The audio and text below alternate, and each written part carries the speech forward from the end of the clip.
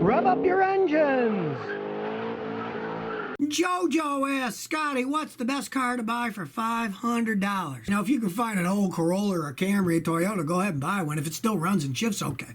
But since you're talking about a unique situation, buying a car for $500 is practically nothing these days. So even if it's something like an old Buick, go ahead and buy it if it runs good and shifts good and stops, because you're not going to get much for $500 these days. Maybe you'll get lucky and an old person passed away and you get an estate car, or a kid joined the army and they're selling his car and it's in good shape. You never know what you're going to run into. I mean, you can get accidental good cars. There's no ifs or buts about that. But if you find one, it's $500 and it runs and it shifts good, you can buy just about any car. If it lasts you more than a few months, you're making out like a gangbuster. Heck, it costs you $70, $80 a day just to rent one. VTech for Life says, Scotty, are there still reliable old BMWs or Audis? If so, what's the best mods to buy them at? If you're talking about really old, yeah, I mean, I worked on in the 1960s and 70s and 80s, and they were pretty solid built cars. The parts still cost a lot of money, yes, but they were really solid, reliable cars. But of course, you go back that old, they're dinosaur cars, and you'd have to restore them. But if somebody's already restored it and you can get one at a good price, hey, why not? I mean, they are fun cars. They're well-built cars. It's just that when you get into the cars that are from the 60s or 70s or even the 80s, they're so old. There's so much stuff that could be worn out on them, you know, that it's more a toy. I would buy a car like that if you wanted a toy to play with and drive around, yes. But I would not buy a car like that as an everyday driver. Green Tree 106 says, Mr. Kilmer, what do you know about hydrogen-powered cars? How do they work? Do you have any experience with them? And what do you think their prospects are? Here's the thing. Most people, when they talk about hydrogen-powered cars, they're talking about a fuel cell car. Toyota sells them in California now. Now, a fuel cell car uses hydrogen.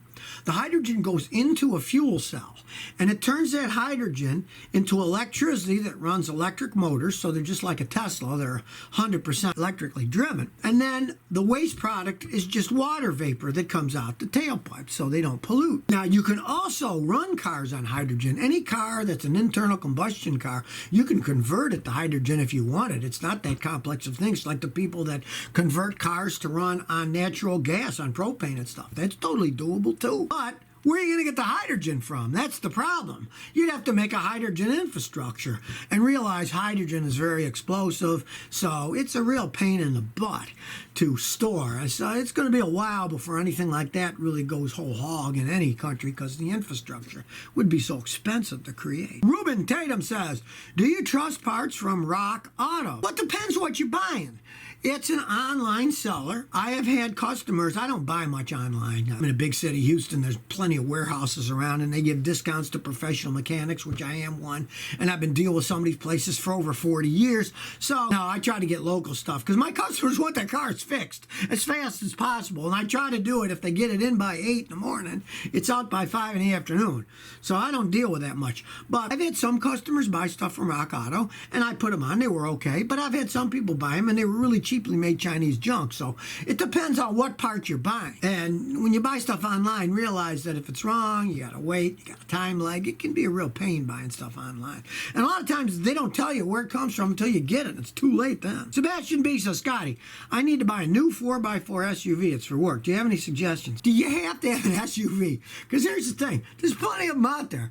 The Toyotas, the Lexus, the Acuras, they're really well-made SUVs, and they last a long time, but they cost a small fortune, especially in four-wheel drive. But, you know, if you have to get a four-wheel drive, you have to get an SUV. Get a Toyota or a Lexus if you want it to last the longest. If you want a lower price one, hey, I'd go Ford. They make decent four-wheel drive stuff, and the prices are going to be quite a bit lower than a Toyota or a Lexus, but they won't last as long. Corey the Fam says, my 95 Chevy C1500 with the TBI 350 sometimes surges and loses power after it's been warmed up after 30 minutes of driving after I shut the truck off. What can cause that? Well, it's an old truck.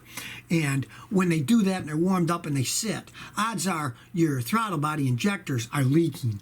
And so when it's hot, fills the intake with gasoline, then it's flooded out. I see that all the time.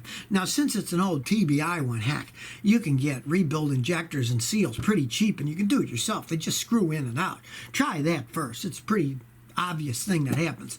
They flood out when they get that old and they sit. Now, when the engine's cold, it doesn't matter because if it drips a little gas, it'll start up better. A cold engine needs more gas, but a hot one doesn't.